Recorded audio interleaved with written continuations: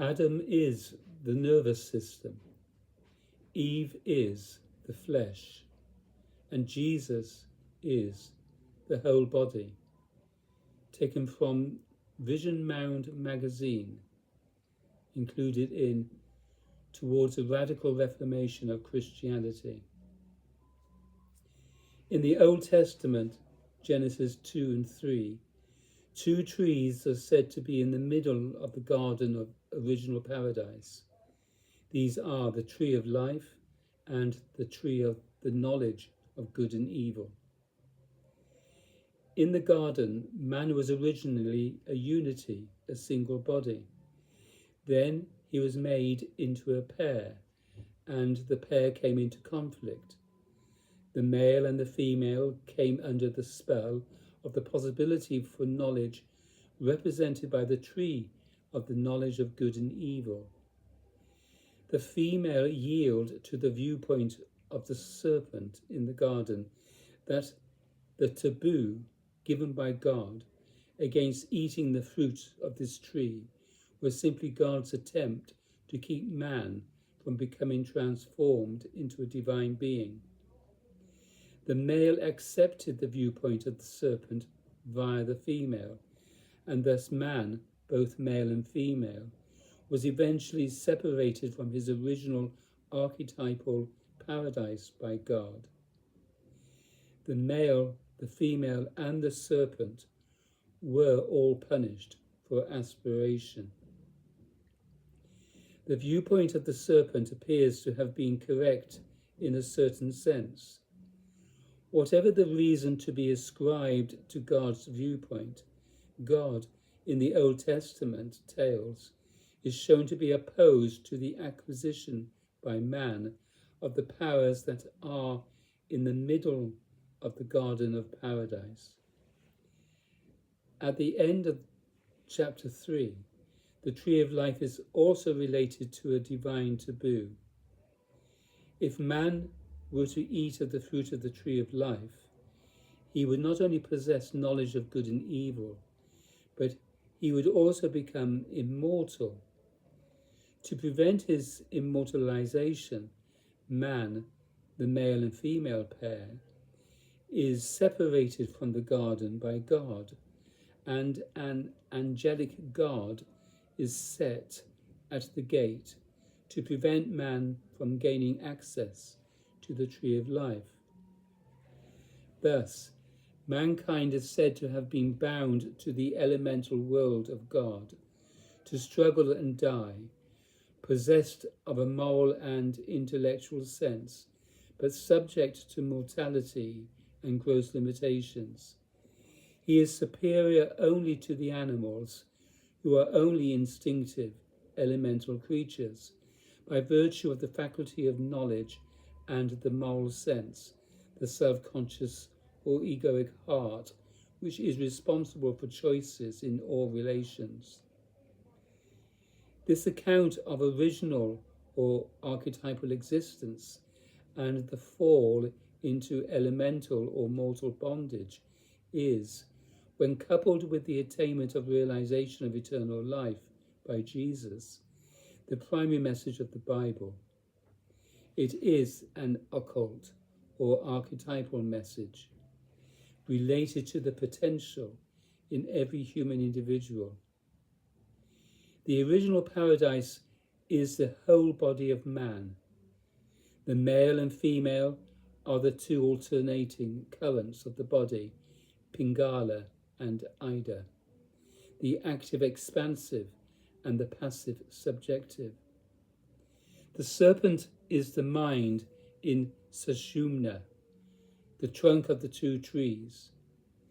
The two trees are the two patterns of the nervous system, one rooted in the lower coil and the vital center, the tree of life, and the other rooted in the upper coil and the subtle and mental center of the brain, the tree of the knowledge of good and evil.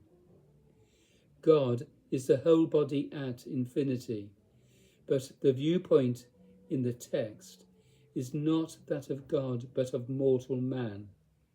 To account for the elemental suffering of mankind, The text claims that God is in principle opposed to man's being more than a noble and dependent creature, and that our unrelieved struggling and mortality is a punishment for our innate desire to expand into a spiritual state of freedom and ability, wherein mortality and unconsciousness are obviated. This Old Testament view, which is not true to the Hebrew tradition as a whole, is specifically opposed and disproven by the moral, occult, and spiritual demonstration of Jesus. Jesus taught and demonstrated through his own victory over death and his communication of spiritual power to others, both before and after his death, that the conventional moralist view, whether religious or materialistic, is utterly false. God is not opposed to our occult and spiritual development, nor to our transformation from a mortal to an immortal and glorified condition. Indeed, God is that condition, and to love God is to commune with and be transformed into that condition. God is the archetype in which we are bodily involved. God is the whole body disposed to infinity. If there is any opposition to our ultimate transformation, we provide it ourselves.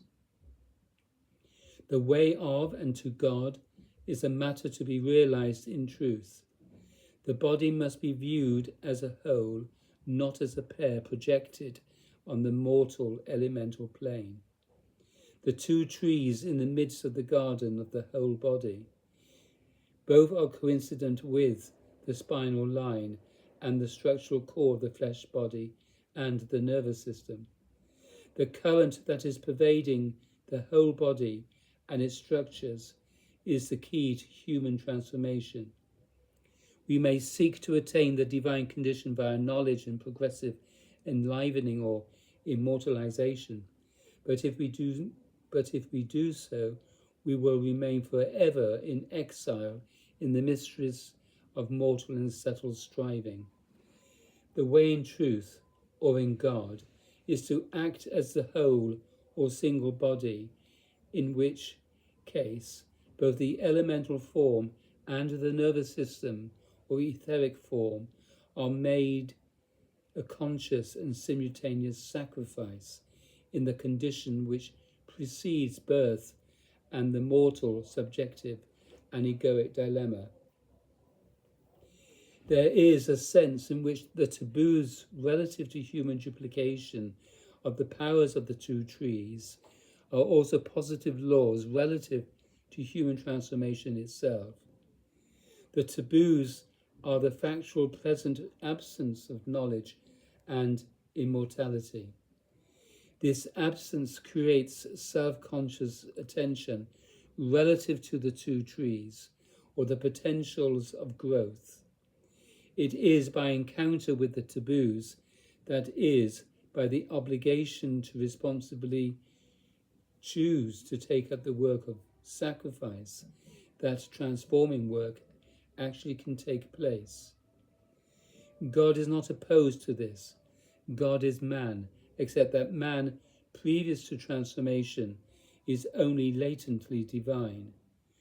Once the choice is made to be a sacrifice and transformation actually occurs, man is realized to be divine, and then he is translated into the divine domain.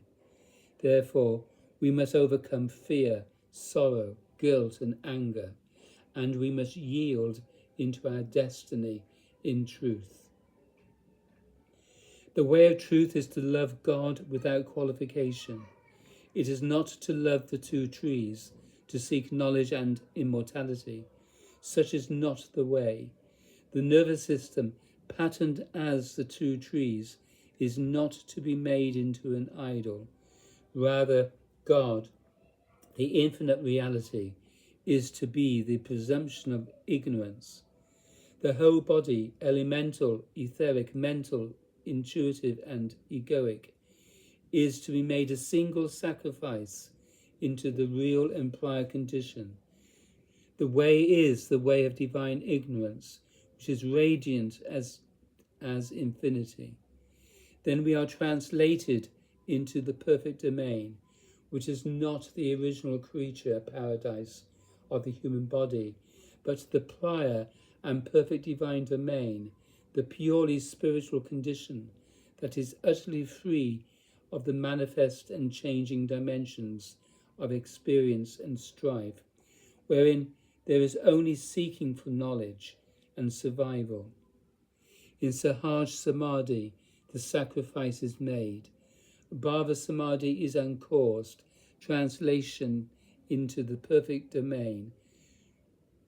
Bhava Samadhi is uncaused translation into the perfect domain prior to the gross, the elemental and the etheric, the subtle, the mental and the intuitive, and the causal, the egoic and differentiating and creative seeds of manifest awareness in the sub-divine dimensions.